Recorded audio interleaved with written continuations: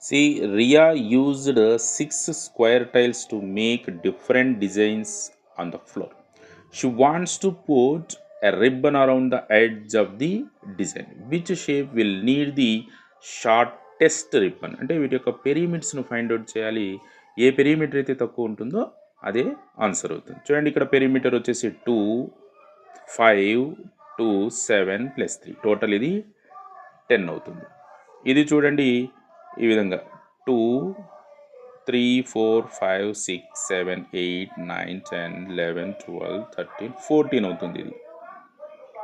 So ఇప్పటి వరకు అయితే ఇది ఆన్సర్ కావచ్చు. నెక్స్ట్ బి చూడండి, ఇక్కడ 2 + 4 6, 7, 8, 9, 10, 11, 12 ఇది 12 అవుతుంది. ఇది కూడా కాదు.